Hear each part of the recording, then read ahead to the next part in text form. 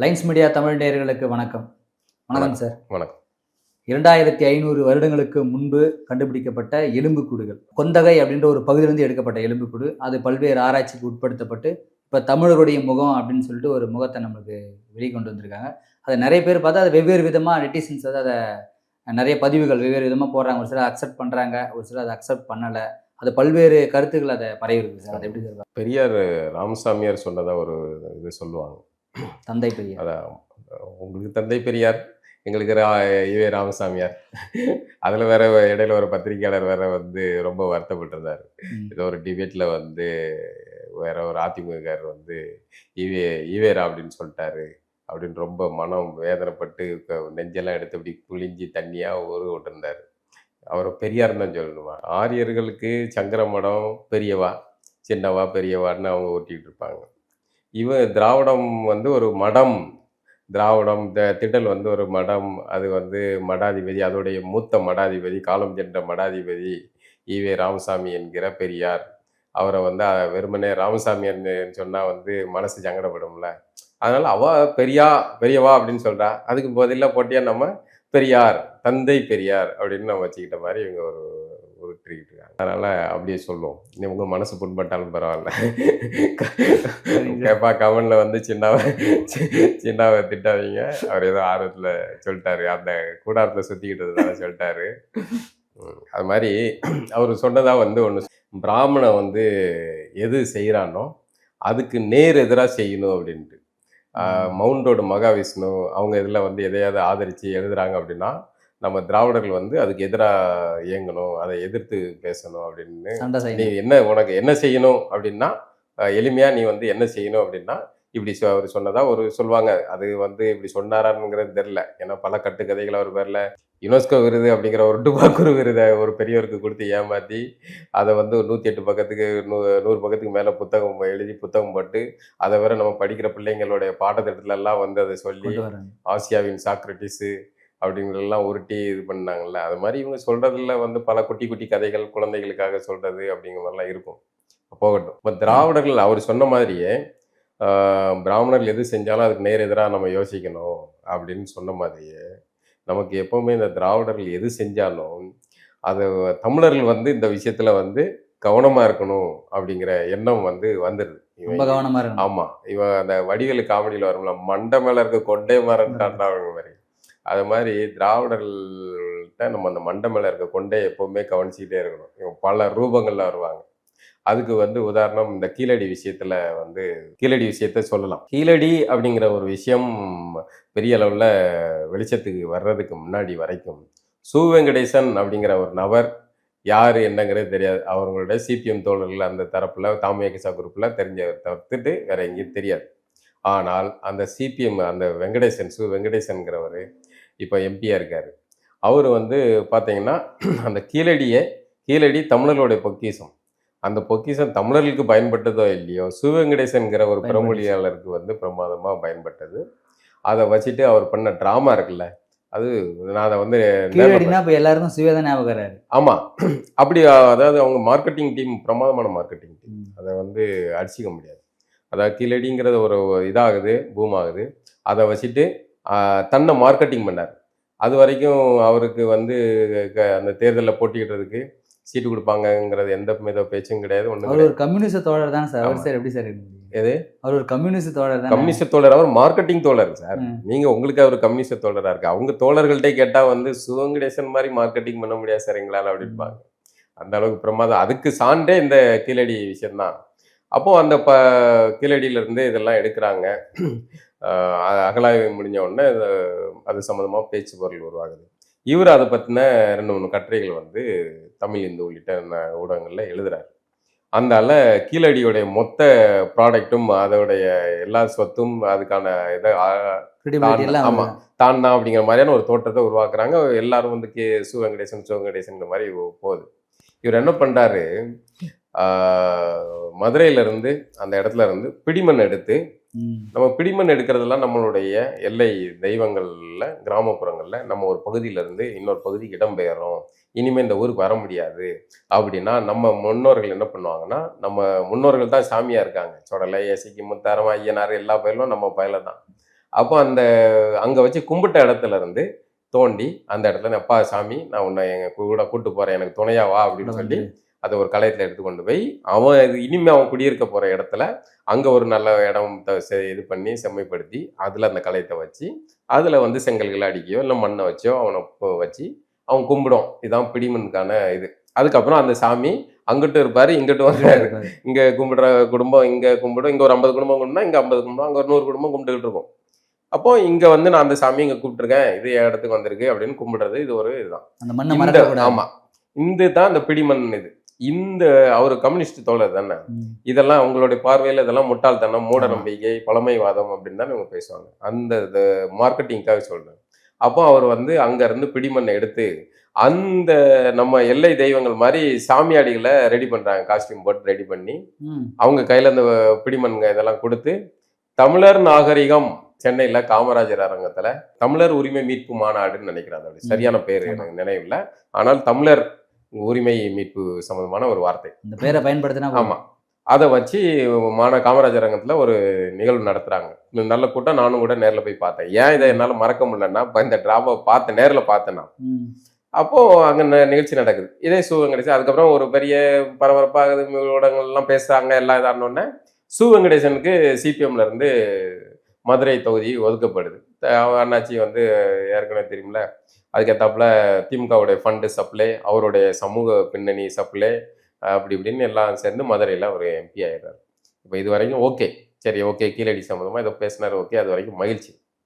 ஆனால் இதுக்கப்புறம் தான் திராவிட கூட்டத்தை நம்ம வந்து சந்தேகத்துக்கு இடமாகவே வச்சிருக்கணும் அப்படிங்கிற எண்ணம் ஏன் வருதுங்கிறது சொல்கிறேன். அப்போ இங்கேருந்து ஜெயிச்சு போனோம், பார்லிமெண்ட்டில் உரையாற்றுறாரு நாடாளுமன்றத்தில்.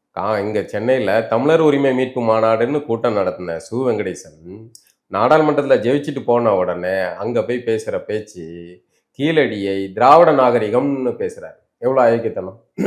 ஏன் சார் உங்கள் வாயில் வந்து கீழடி தமிழர் நாகரிகம்னு வர மாட்டேங்குது? அதுக்கப்புறம் நாங்களாம் வந்து அதை கேள்வி கேட்டு எழுதினோடனே அதுக்கப்புறம் டிசைன் அதை மாற்றுறாங்க. நதிக்கரையோர நாகரிகம் மாதிரி, வைகை நாகரிகம், நதி நாகரிகம், பொருணை நாகரிகம், இப்படி கடைசி வரைக்கும் அந்த வாயில தமிழர் நாகரிகம் வர மாட்டேங்குது. அப்ப ஏன் நீங்க பிறமொழியாளர், தமிழர் அல்லாதவர் அப்படிங்கறனால தானே இதெல்லாம் உங்களுக்கு நாக்குல வந்து வர மாட்டேங்குது, தமிழ் வர மாட்டேங்குது.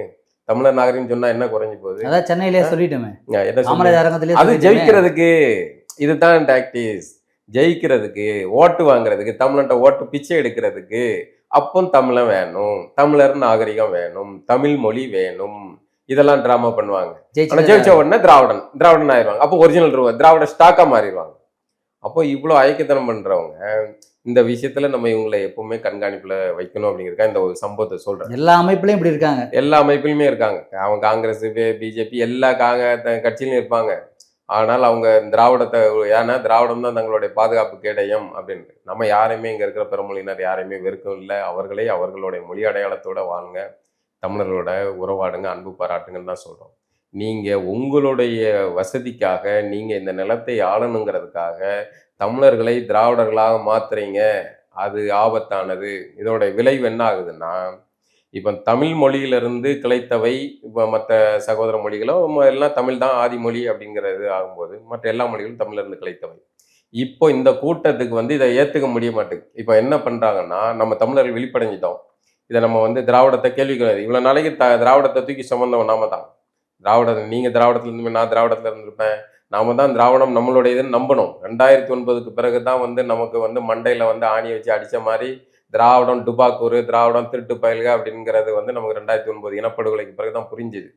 அதன் பிறகு திராவிடத்தை நம்ம சந்தேகிக்க ஆரம்பித்தோம், தேடி தேடி படிக்க ஆரம்பித்தோம். திராவிடம் நமக்கும் சம்பந்தம் இல்லை. திராவிடம் தமிழர் அல்லாதோர் தமிழ் நிலத்தை தமிழர்களே ஆள்வதற்கு பயன்படுத்துறதுக்காக ஒரு முகமுடி அப்படிங்கிறது தெரிய வந்தது. தமிழர்கள் விழிப்படைந்து கேள்விக்குள்ளாக்குறாங்க. இப்போ திராவிடர்களுக்கு பதட்டம் வருது. அப்போ தமிழன் ஆள்றதுக்கு, தொடர்ந்து ஆள்றதுக்கு என்ன பண்றது, தமிழனை மடைமாற்றதுக்கு என்ன பண்றது, அப்போ நாங்களும் ஒரிஜினல் தமிழர்னு ஒவ்வொரு பிரிவிலையும் இவங்க ஒரு இது பண்றாங்க. இப்போ தமிழ்ல இருந்து பிரிந்த மொழிகள் அப்படிங்கிறத அதை என்ன பண்றாங்கன்னா, அடுத்த கட்ட நகர்வு தமிழுக்கு முந்து திராவிடம் அப்படின்னு ஒரு மொழி இருந்தது அப்படின்னு ஒரு கதை கட்டுறாங்க. அந்த எழுத்துக்கள் வடிவங்கள் எல்லாம், அதாவது தமிழ்ல இருந்து கன்னடம், தெலுங்கு, மற்ற மொழிகள் பெரியல, தமிழுக்கும் முத்ததா ஒரு மொழி இருந்தது, அந்த மொழியில இருந்து தான் தமிழ் வந்தது, தமிழும் வந்தது, கன்னடமும் வந்தது, தெலுங்கு வந்தது அப்படின்னு இப்போ வந்து அந்த முந்து திராவிடம் புரோட்டோ டிராவிடியன் லாங்குவேஜ் அப்படின்னு ஒரு இதை வந்து நம்மகிட்ட திரும்ப வலியுறுத்த ஆரம்பிக்கிறாங்க. இப்போ தமிழ்காரங்க கிளைம் பண்ணக்கூடாதுன்றக்காக ஒரு புது லாங்குவேஜ். ஆமா, நீங்க தமிழ்னு உங்களுக்கு சொந்தம் கொண்டாடிடக்கூடாது, தமிழுக்கு அந்த பெருமை வந்துடக்கூடாது. அப்போ வந்து உங்களுக்கு மேல ஒண்ணு இருந்தது அப்படிங்கிறத நம்ம கூடவே இவ்வளவு நாள் தமிழ் பேசுறவங்க தான் செய்யறான். அதுல உச்சம் வந்து சு வெங்கடேசன் மாதிரியான ஆள்கள், அரசியல்வாதிகள் ஒன்று, பாலகிருஷ்ணன் ஐஏஎஸ்ன்னு ஒருத்தர், அவர் ஒரு பிறமொழியாளர். அவரை தான் வந்து தமிழர் மொழி அந்த ஆராய்ச்சி நிறுவனத்துக்கு அவர் தான் தலைவராக போட்டிருக்காங்க. எந்த ஊர்லயாவது இந்த மாதிரியான ஒரு கூத்து கேவலம் நடக்குமா? இப்போ ஒரு தெலுங்கு ஆராய்ச்சி நிறுவனத்துக்கு ஒரு தமிழரை கொண்டு போய் போடுவாங்களா? ஒரு மலையாளியை கொண்டு போய் போடுவாங்களா? ஒரு மராத்தியரை போடுவாங்களா? ஆனா தமிழ்நாட்டில் மட்டும்தான் இந்த கூத்துக்கள்லாம், கோமாளித்தனங்கள்லாம் நடக்கும். ஏன்னா அதிகாரம் தமிழர்களிடம் இல்லை. அவரை விட ஸ்காலர் இதுல வந்து கல்வியிலையும் இதுலயும் வந்து ஞானத்திலையும் இதுல இருக்கிறவங்க எல்லாம் வந்து அந்த பொறுப்புக்கு வரல. ஏன்னா இவங்களுடைய மீடியா சு வெங்கடேசன் எப்படி மார்க்கெட்டிங் செய்யறாரோ அதே மாதிரியான மார்க்கெட்டிங் யுக்தி தான் இந்த பாலகிருஷ்ணன் ஐஏஎஸ் உடைய மார்க்கெட்டிங். இவங்க அதிகார மையங்கள் கூட அதான் அதிகார மையங்கள் கூட எளிதா நெருங்கிடுவாங்க. அவங்க வந்து அவங்க மொழி சார்ந்த ஆட்கள் தான் அதிகாரத்துல இருக்காங்க. எல்லாம் வந்து ஒண்ணுக்குள்ள ஒண்ணு போய் ஒண்ணு அதிகாரத்துக்கும் தமிழனுக்கும் வெகு தூரம் இருக்கு, வெகு தூரத்துல இருக்கு. அப்போ ஒரு புத்தகத்தை எழுதுறது, அதனால போய் போட்டோ எடுக்கிறது, வைக்கிறது, அந்த கோரிக்கைகள்லாம் உடனடியா நம்மளா ஓகே அதான் போஸ்டிங் ரெடி ஆயிருது. இப்படிதான் அவங்களுடைய ஆட்சி அதிகாரம், இப்படிதான் அவரையும் போட்டிருக்காங்க. இப்போ இந்த மாதிரியான வேலை ஆள்கள் இருக்கும்போது இவர்கள் கொண்டு வர்றதை நம்ம வந்து எப்பவுமே சந்தேகம். அதுல தான் இந்த புகைப்படம் வருது. 2500 ஆண்டுகள் பழமையான இந்த மண்டை ஓடுகளை வச்சு இதை உருவாக்குறாங்க. அது லண்டன்ல இருக்கிற எங்க இருக்கிற ஆள்களை வச்சு பண்றாங்க, இது பண்றாங்க. ஆனா அந்த முகம் வந்து நம்ம முகமா? தமிழனுடைய முகம்னு பார்த்தா ஒரு ஆதி முகம். அது நல்லா பார்த்தா தெரியும் இது தமிழனுடைய முகம்ட்டு. அதை வேற ஒன்று சொல்லுவாங்க, இது திராவிட முகம்ட்டு. நம்ம கோயில் கட்டினவன் ராஜராஜ சோழன். அதை என்ன சொல்லுவாங்க, கட்டடக்கலை, திராவிட கட்டடக்கலைன்னுவாங்க. திராவிடம் எங்கே இருந்துச்சு, எப்போ வந்துச்சு, என்ன ஆச்சு? ராஜ சோழன் காலத்தில் திராவிடம் இருந்துச்சா? அவனை எப்படி வந்து வாயிலையே வரமாட்டேங்குது தமிழ் கட்டடக்கலைன்னு சொல்லுறதுக்கு வரமாட்டேங்குது. தமிழர்களுடைய கட்டடக்கலை, தமிழர்களுக்கு எந்த சிறப்பும் வந்துடக்கூடாது, அவ்வளோ நுணுக்கமா பண்றாங்க. எனக்கு என்ன உரிமை இருக்குது? ஆமா, அதாவது மாப்பிள்ளை நீங்க தான் சார், சட்டம் என்ன? அது மாதிரி இவர்களுடைய அதிகாரம் எல்லாமே இது சும்மா கிடைக்கிறது. கல்வெட்டு தமிழர்களுடைய கல்வெட்டு, பெருவாரியான 60,000 கல்வெட்டுகள் தமிழர்களுடையது. அது வந்து தமிழர்களுடைய தனித்த கல்வெட்டாக இருக்காது. அது மொத்தமா வந்து திராவிட கல்வெட்டு. அது வேற கர்நாடகாவில் இருந்துட்டு அங்க இருந்த வரைக்கும் பாதுகாப்பா இருந்துச்சு. இப்போ தமிழ்நாட்டுக்கு கொண்டு வந்த பிறகு என்ன நினைச்சேன் அப்பவே, இது தமிழ்நாட்டுக்கு வருது, இது வந்து இவனை கைக்கு போச்சுன்னா சிதைச்சிருவானல் அப்படின்ட்டு. அதை நோக்கி தான் வந்து இப்போ அது சம்மந்தமான பிரச்சனைகள்லாம் ஓடிக்கிட்டு இருக்கு. இல்லை சார், இப்போ ஆந்திராவில் நிறைய கல்வெட்டுகள் இந்த மாதிரி நிறைய அகழ்வாராய்ச்சி பொருட்கள்லாம் நிறைய கிடைச்சிருக்குது. கர்நாடகாவில் கிடைச்சிருக்கு, கேரளாவில் கிடைச்சிருக்கு. ஆனால் அது அந்தந்த மாநிலத்து மக்கள் அதை கிளைம் பண்ணிக்கிறாங்க, இங்கே நடந்தது. ஆனால் தமிழ்நாட்டில் நடக்கக்கூடிய பொருட்கள் எல்லாமே திராவிட சித்தாந்தத்துக்குள்ளதான் இது கிடைச்சிது அப்படின்றத எல்லாருமே கிளைம் பண்றாங்க. இப்படி வந்தாலும் அது அதுக்குள்ளதான் போயிடுது. அது என்னன்னா, இதுதான் ஆட்சி அதிகாரம். அவர்கள் திராவிடம் தான் அவர்களுடைய பாதுகாப்பு கிடையும். திராவிடத்துல இருந்து விட்டுறக்கூடாது. அதனுடைய சாட்சி தான் வந்து இந்த இனத்தின், தமிழ் இனத்தின் தொல்குடி அடையாளமான பறை அல்லது இந்த உள்ள மொத்த தொல்குடி சமூகங்களுக்கு பெயரை வந்து ஆதி திராவிடர்கள் அவங்களுக்கு பெயரை சூட்டுறது. அவங்களுக்கு ஆதி திராவிடர்லாம் என்ன தெரியாது, திராவிடம் கிடையாது, ஒன்றும் கிடையாது. அவங்களுக்கு இப்படி ஒரு பேரை வச்சுற அதிகார மையத்தில் இருக்காங்க, இவங்கள அக்செப்ட் பண்ணிக்கிட்டது. இப்படி ஆதி தமிழர் யாரு? ஆமா, ஆதி தமிழர்கள் வேற ஒருத்தர். ஆமா, அந்த மாதிரி அரசியல், திராவிட அரசியல் பண்றாங்க. அந்த மாதிரி இவர்களுடைய ஒவ்வொரு நுணுக்கமான செயல்பாடையும் நம்ம வந்து சந்தேகத்துக்கூட தான் பார்க்க வேண்டிய அவசியம் இருக்கு. இந்த முகம் வந்து தமிழருடைய முகமா இல்லை, இதுல வேற என்ன சூது இருக்குங்கிறத அடுத்தடுத்து சு வெங்கடேசன்களும் பாலகிருஷ்ணன் ஐஏஎஸ்களும் செய்ய போற நகர்களை வச்சுதான் நம்ம வந்து அதை பல கோடி செலவு பண்ணி தான் சார் அதை பாதுகாத்துருக்காங்க. தமிழரை வெளியே கொண்டு வந்திருக்காங்க, அது நிறைய பேர் சுற்றுலாதலமா மாத்திருக்காங்க. நம்முடைய தமிழர் எல்லாம் செய்வாங்க, எல்லாம் செஞ்சா கடைசியில வந்து இனிஷியல் உங்க இனிஷியல் போடுவீங்களா? வீடு உங்களுடையது, வேற வீடு உங்களுடையது, குடும்பம் உங்களுடையது, எல்லாமே உங்களுடையது. மேல வந்து சுவர்ல வந்து இந்த இல்லம் சின்னாவுடையது அப்படின்னு வேற ஒருத்தர் சின்னாங்கிற இடத்துல பதில் வேற ஒருத்தர் முத்துக்குமார், வேற ஒருத்தர் ஐஏஎஸ் பாலகிருஷ்ணன் பேரை போட்டா ஒத்துக்கிடுவீங்களா? ரேஷன் கார்டு எல்லாமே அது மாதிரிதான் நடக்குது. எல்லாம் பேசுவாங்க நம்மளை விட. நான் தான் சொல்லிட்டேன்னே, உங்களையும் என்னை விட தமிழை வந்து மிக சிறப்பாக லகர சுத்தமா உச்சரிப்பு செய்வார்கள். ஆனா கடைசியில வந்து தமிழுக்கு எதிராக தமிழால தான் பேசி வாழ்வார்கள், தமிழால் எழுதி வாழ்வார்கள், தமிழரிடம் நடித்து தான் வாழ்வார்கள், எல்லாமே தமிழ். ஆனா கடைசியில தமிழனுக்கு எதிராக இருப்பாங்க. சரி சார், அவங்க இவ்வளோ தைரியமா இருக்கிறதுக்கு, இவ்வளோ அவங்கள கம்பீரமா இருக்கிறதுக்கு நம்ம தமிழ் தானே சப்போர்ட் பண்றீங்க. இல்லை, அதான் தமிழர்கள் வந்து ஒரு மாயையில் இருக்கோம்ல. நம்ம நியாயப்படி வந்து சுதந்திரம் அடைகிற காலகட்டத்தில் இஸ்லாமியர்கள் அவர்களுக்குன்னு ஒரு இதை பார்த்துட்டு போனாங்க. ஆந்திரர்கள் வந்து அவங்க போராடிக்கிட்டு இருந்தாங்க. அப்போ தமிழர்களும் அதை நோக்கியான ஒரு போராட்டம் நடந்தது. அது சரியா இருக்கணும், இல்லாமல் போயிருக்கும், அது தனி. ஆனா இங்க வந்து இல்லாத ஒரு திராவிட நாடு அப்படின்னு போராடினா எவன் வருவான்? இப்போ இருக்கிற ஒன்றை வச்சு தான் போராட முடியும். இல்லாத ஒரு இதுக்கு எப்படி ஒன்று சேருவான்? இப்போ ராமசாமியாரை யார் ஏற்றுக்கிட்டா? தமிழை மட்டும் தானே ஏற்றுக்கிட்டாங்க. ஆமா. தமிழ்நாட்டை சேர்ந்தவர் மட்டும் தானே ஏற்றுக்கிட்டாங்க. பெருவாரியானவர் தமிழர்கள் தானே. தமிழர்கள் தான் அவர் கொண்டாடுறாங்க. சார்ந்த மொழி சொந்தக்காரன் சொக்காரன் கூட ஏற்றுக்கல அவர். ஆனால் அவர் படம் வந்தால் மட்டும் அங்கே போனால் ராமசாமி நாயக்கர் அப்படின்னு படத்தை ஓட்டுறாங்க, வியாபாரம் பார்க்குறாங்க. ஆனால் தமிழர்கள் தானே அவரை வந்து கொண்டாடுறாங்க. அவர் சொன்ன சாதி பெயரை விடுறதுங்கிற எல்லாத்தையுமே ஏற்றுக்கிட்டவங்க தமிழர்கள் தானே. ஆனால் இப்படி வந்து இல்லாத ஒரு திராவிடத்தை தமிழர் முதுகில் எழுதுறது, தமிழர் நெத்தியில் எழுதுறது அப்படின்னு ஸ்டாம்ப் அடிச்சுக்கிட்டே இருக்கிறாங்கல்ல. இந்த விவரம் வந்து நமக்கு அப்போ தெரியல. நம்ம முன்னோர்களுக்கு கொஞ்சம் பேருக்கு சீபா ஆதித்தனார் மாதிரியான ஆள்களோ, இல்லை மாப்போசி மாதிரியான ஆளோ அப்பவும் இருந்தாங்க. அண்ணல் தங்கோ மாதிரியான ஆள்கள் இப்படி பல பேரும் வந்து அந்த காலகட்டத்திலும் எதிர்ப்பு தெரிவித்தார்கள். ஆனால் இவர்களுடைய அந்த கூட்டத்துக்கு முன்னாடி நம்மளுடைய குரல் ஈடுபடும். நம்மளை எல்லாம் வந்து பழமைவாதிகள் அப்படி இந்த காலகட்டத்தில் அப்படிதானே இருக்கு. நம்மகிட்ட சோசியல் மீடியா இருக்கு, நம்மகிட்ட ஊடகங்கள் இருக்கு, நம்ம பேசுறோம், நம்ம கருத்தை சொல்றோம். இந்த காலகட்டத்திலே வந்து அந்த அடையாளங்களை வந்து மாத்துறாங்க, மறைக்கிறாங்க, கண்ணு முன்னாடி நம்ம முன்னாடி செய்யறாங்க.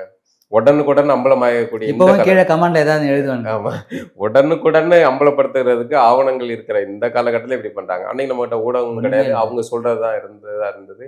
அப்போ அவங்க பண்ணதை நம்ம நம்பினோம், கேட்டுக்கிட்டோம். இப்போ நம்ம இன்றைய தலைமுறைக்கு நமக்கு புரியுது. ஓகே, இது வந்து சம்மந்தம் இல்லை, நமக்கும் திராவிடத்துக்கும் சம்மந்தம் இல்லைங்கிற எண்ணம் தோணுது. நம்ம கேள்விக்கு உட்படுத்துறோம். இப்போ அவங்களுக்கு பதட்டம் வருது. இப்போ அந்த பதட்டம் வரும்போது ஒரு திருடனுக்கு வந்து பதட்டம் அவங்க கண்டுபிடிச்சிட்டான்னா அவன் மேலும் வந்து பிரமாதமாக நடிக்க முயற்சி பண்ணுவான். அந்த நிலையில தான் இப்போ திராவிடம் இருக்குது. இப்போ பார்ப்போம், நம்ம இந்த கொந்தகைக்குள்ள அந்த முகம் என்ன இதில் கொண்டு போகிறாங்க அப்படிங்கிறதையும் பார்ப்போம். கீழடி எப்படி கொண்டு போகிறாங்க அப்படிங்கிறத பார்ப்போம். கீழடி தமிழர்களுடைய தொன்மைக்கான சான்று கிடையாது. கீழடியையும் கடந்து கீழே இன்னும் பல தொன்மங்கள் இருக்கு. இந்த மேல தோணுனதோட வச்சுக்கிட்டு தமிழர்களுடைய தொன்மை இதுதான் அப்படின்ட்டு அப்படின்னு ஒரு தோட்டத்தை உருவாக்குறாங்க. அப்படிலாம் கிடையாது. கீழடியை விட தொன்மையான பல சான்றுகள் இருக்கு. ஆனா அதை வந்து முதன்மைப்படுத்த மாட்டாங்க. கீழடியை பேசுறாங்க, ஏதோ ஒரு வகையில கீழடி பேசப்படுதுங்கிற மகிழ்ச்சி நமக்கு சந்தோஷம். ஆனா அடுத்தடுத்து என்ன நடக்க போறதுங்கிறத திராவிடர்களை நாம் சந்தேகத்தோடையே கண்காணிப்பில் வைத்திருப்போம். உங்களுடைய கருத்தை பகிர்ந்து ரொம்ப நன்றி சார். ரொம்ப நன்றி. நன்றி சார்.